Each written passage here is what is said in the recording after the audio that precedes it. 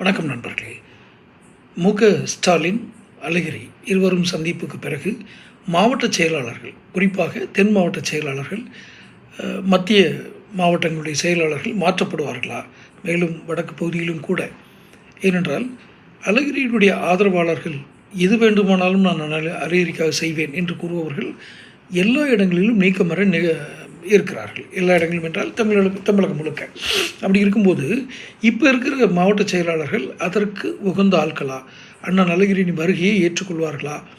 அல்லது அழகிரி அவர்களின் ஆலோசனைப்படி ஒரு செயல்பாட்டில் சிறந்து விளங்கக்கூடிய மாவட்டத்தில் சிறப்பாக விளங்கக்கூடியவர்கள், தலைமைக்கு கட்டுப்பட்டவர்கள், வெற்றிக்காக எந்தவித எதிர்பார்ப்பும் இல்லாமல் உழைப்பவர்கள் என்று அவரால் மிக எளிதாக அடையாளம் காணப்படும். நான் ஏற்கனவே முந்தைய வீடியோவில் கூட சொல்லியிருந்தேன். ஆனால் அழகிரி எப்படி தொண்டர்களை காப்பாற்றாரோ அதே மாதிரி தான் அந்த தொண்டர்களும் அவருக்காக மிகுந்த அக்கறையுடன் செயல்படுவார்கள்.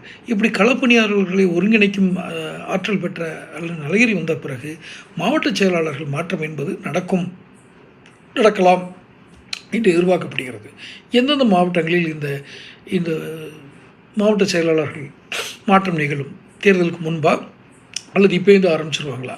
பதிவுகளை தொடர்ந்து தருகிறேன். நீங்கள் சேனல் சப்ஸ்கிரைப் பண்ணுங்கள், நோட்டிஃபிகேஷன் பில் பதிவு பண்ணுங்கள். அதுக்கப்புறம் தான் என்னுடைய பதிவுகள் உங்களுக்கு சேரும். ஆனால் தொடர்ந்து திமுகவில் மாற்றம் என்பது உறுதியாகிவிட்டது. எந்த மாற்றங்கள் வரும் தொடர்ந்து பார்க்கலாம். நன்றி.